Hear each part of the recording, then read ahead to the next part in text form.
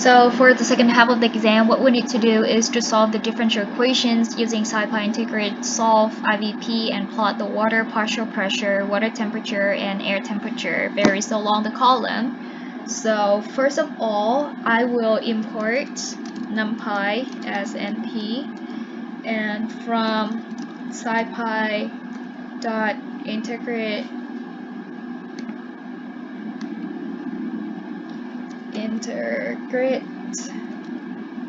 import solve IVP from plotly dot subplot import make subplot and import plotly.io as PIO, and from SciPy.optimize import Newton. And then the next thing I would do is to input all the numbers that were given in the question. So first thing first, we have heat transfer coefficient H equal to 10 watt per meter squared Kelvin, and everything we are using for the calculations are in SI units. Gas constant is 8.314. Heat capacity of air would be 1000.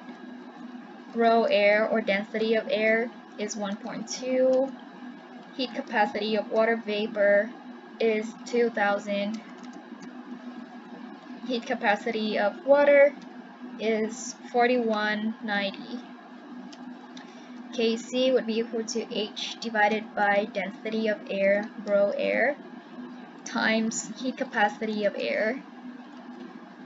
Heat of vaporization, which is lambda, is 40,700. And then I'm just gonna run this. And then molar weight of air is 29 times 10 to the negative 3 kilograms per mole. Molar weight of water is 18 times 10 to the negative 3 kilograms per mole. Area, contact area is 5 meters squared per meter cube. Superficial velocity of water coming in is 0.5. Velocity of air coming in is 5. Pressure is 101,325. And then the next thing I would do is to define a function to calculate vapor pressure. I'm gonna call it PV. It's a function of temperature, and the function will return the value of 10 to the 8.07131 minus 1730.63 divided by 233.426 plus temperature. But in this case, we're using temperature in degrees C, so we're gonna get the temperature in Kelvin minus 173.15, and altogether will be divided by 760 times 101,325, because we want to convert the unit from mercury millimeters to Pascal. And then we also have temperature of air exiting the tower is 40 degrees C, and also the mole fraction of water exiting their tower is 0.9 times vapor pressure at TA exit divided by pressure, because we have the relative humidity as 90%.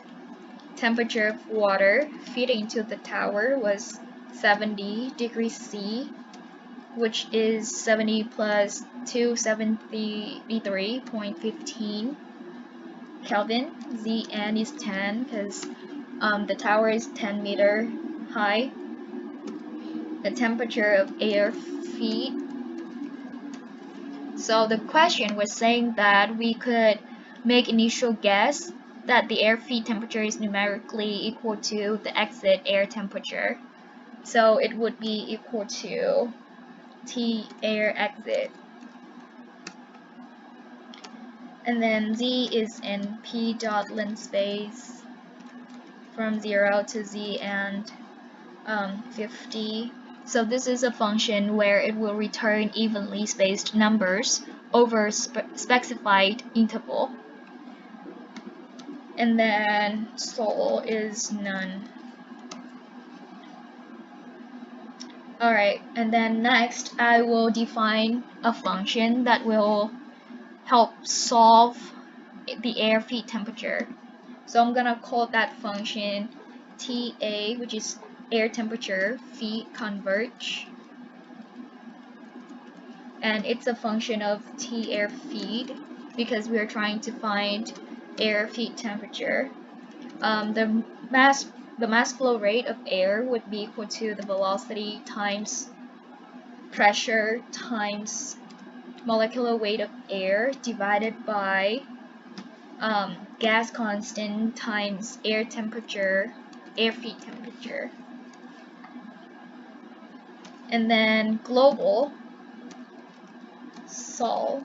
So it's basically anytime that we encounter a Sol variable underneath the definition of the function, we will save the value of Sol into here because we're gonna use those values later to make the plots.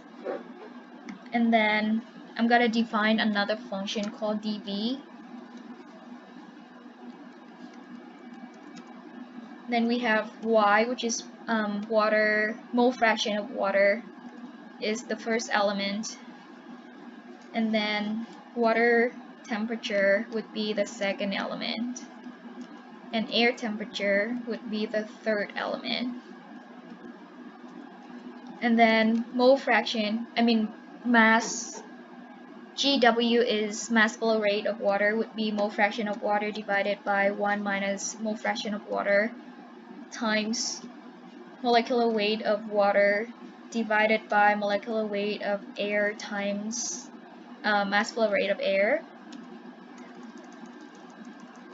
And then the total mass flow rate would be mass flow rate of air plus mass flow rate of water, and then heat capacity of air would be equal to mass capacity of air, the initial value that we used, times mass flow rate of air plus heat capacity of water vapor times mass flow rate of water, altogether divided by the total mass flow rate. And then also we have the average molecular weight would be equal to mass flow rate of water plus mass flow rate of air divided by mass flow rate of water divided by molecular weight of water plus mass flow rate of air divided by molecular weight of air. And then the bulk concentration of water would be equal to mole fraction of water times pressure divided by gas constants times the temperature of air. And then the concentration of water at the interface would be equal to vapor pressure at that temperature divided by gas constant divided by temperature of water. Then molar flux of water would be equal to Kc times concentration of water at the interface minus the bulk concentration of water. Then finally we have dy dz would be equal to negative contact area per unit volume A times average molecular weight divided by mass flow rate times molar flux of water. then the change in temperature of water across the cooling tower would be equal to A divided by LW divided by heat capacity of water times heat transfer coefficient H times the difference in temperature of air and water minus heat of vaporization times molar flux of water. And then finally, change in temperature of air would be equal to A divided by G divided by heat capacity of air times H times TA minus TW.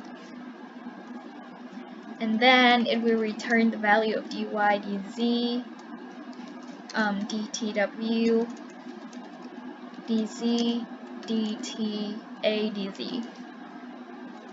Then I will use solve IVP to solve for dv equal to 0 with z go from 0 to 10. And the initial value would be where z equal to 0, which we would have the value of y exit, or the mole fraction of water exiting the column, and then temperature of water feeding to the column, air temperature exiting the column, using the method of Radal, and then dense output is true. And then Sol would be equal to this. And then the function of air temperature feed converge would be the value of Sol to -1, which is the last element of the third solution, or air temperature, minus TA feed, which is the temperature of air that get feed into the tower. So the expected result would be 0.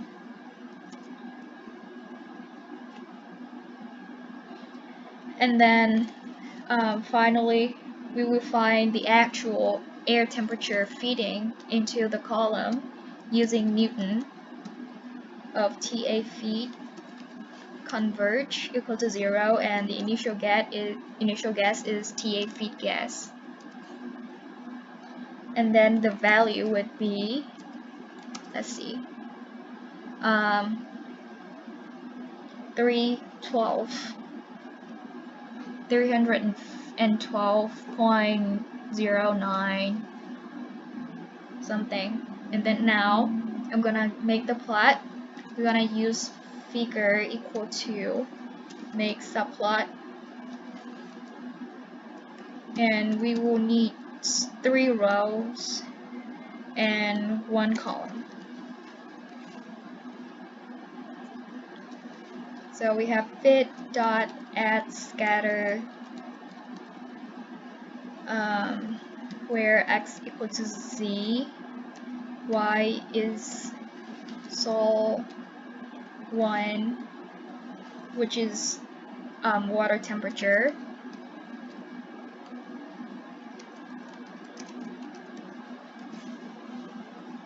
and it would be in row 1, column 1, because we will draw 3 separate plots for air temperature, water temperature, and water partial pressure.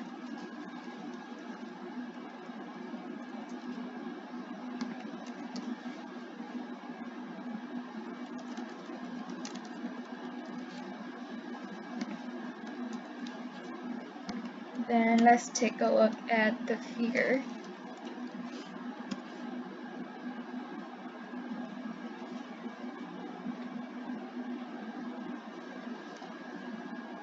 Yep, that's it.